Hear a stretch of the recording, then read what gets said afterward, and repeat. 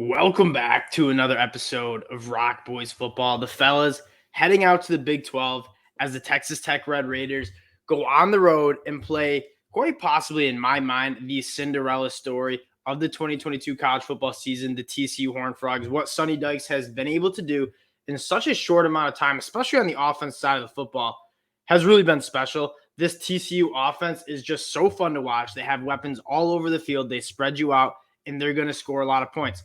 Texas Tech, no slouches on the offensive side of the ball either. This is going to be a high-paced game with two really, really fun offenses. I'm excited to get into it. Before we do, though, again, I just want to say thank you guys for the support you guys have shown the channel. We really do appreciate it. Over 2,000 subscribers. That's absolutely insane. The amount of love, the support you guys have shown really does mean a lot. So if you guys do like the content, consider subscribing to the channel. Let's get into it. I want to start with this TCU team first. I mean, this TCU team was a dark horse to win the Big 12, and now you're looking at a potential college football playoff spot. And quite frankly, I would love to see TCU. Do I think they're a top 4 team in the country right now? Probably not, but I would love to see them play some of these top teams because this offense is truly special. You take a look at it. It starts with Max Duggan. He's a guy that is extremely efficient with the ball. He has a cannon of an arm. I mean, I saw him zip a few throws in against West Virginia. Very impressive. 22 touchdowns, the big stat, only 2 interceptions. He gets it done on the ground, too. He completes 68% of his balls, and he's pushing the ball down the field. I mean, this is a guy that's throwing for over 10 yards per attempt, and he's completing 68% of his passes.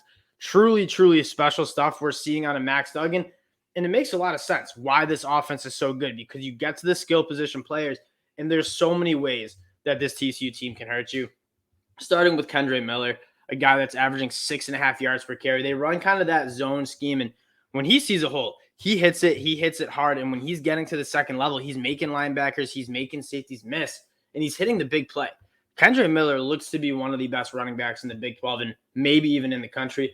Then you look to the wide receiver room. It starts out with Quentin Johnston, who is, in my mind, the best wide receiver in the whole entire country. When you're 6'4", you run like that. You have the ball skills like he does. You're able to run after the catch and create the separation that he does as such a big target. He's you can't really teach that. I think he's truly special. You have a guy like Darius Davis who's just going to run away from you, probably one of the faster guys in college football. Tay Barber, Jared Wiley, and Savion Williams kind of being some of the bigger-bodied guys. Savion Williams, I believe, was the guy who caught that touchdown to cover for the boys this weekend. This TCU team, just so many ways they can hurt you. They're a complete team, especially on the offensive side of the football. Now, the big concern is how does Texas Tech match up against this TCU team? And quite frankly, this Texas Tech team gets a lot of slack for being not so good of a defense. You see kind of the glaring stat. They're allowing almost 30 points per game. If you look a little closer, they're actually a pretty good defense. I think they're getting hurt by the amount of turnovers. I mean, Texas Tech is turning the ball over almost 2.5 times per game. There's a lot of short fields. When you look at the defense and the yards allowed, they've actually allowed significantly less than TCU, but they're giving up more points, and I think that is a result of Texas Tech's defense seeing so many short fields because of the turnovers on the offense side of the ball. You look at kind of the more nitty-gritty numbers, Texas Tech on defense only allowing 3.9 yards per carry to opposing offenses and only allowing a 56.8 completion percentage. And I think a lot of that has to do with how well they can get after the quarterback. You look at some of the guys up front, Tyree Wilson, somebody who is, in my opinion, in early day 2, we had a listener say he might be a day 1 guy.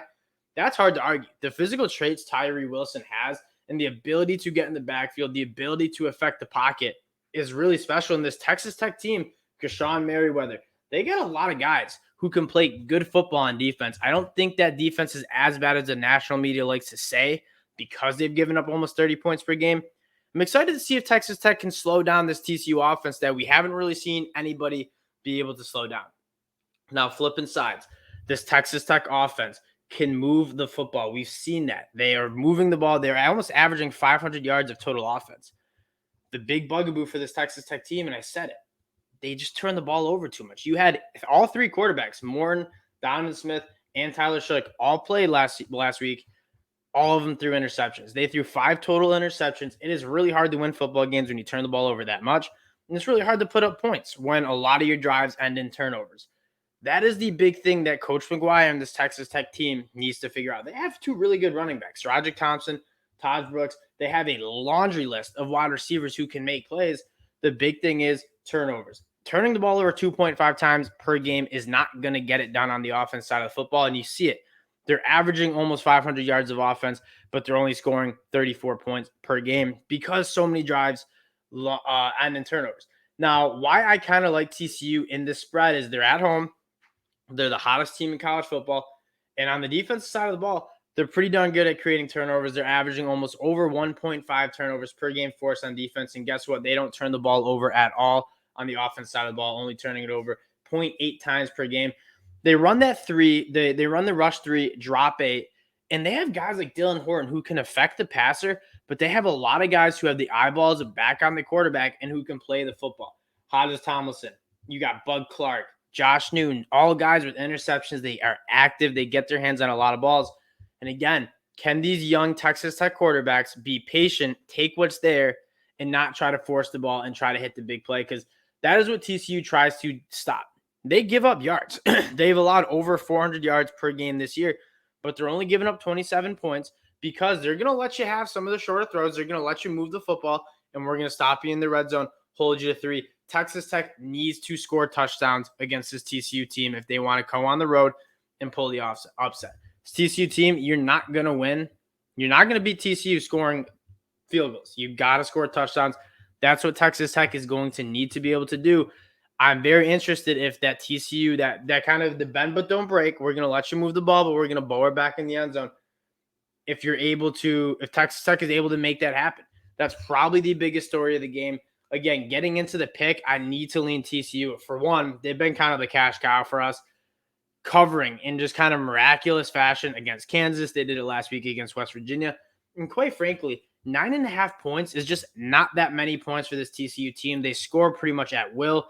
You see TCU goes through like 5 minutes of football and score 21 points. They have guys like Tabe Harbert, Darius Davis, Quentin Johnson, Kendra Miller, all guys who are able to score in one play.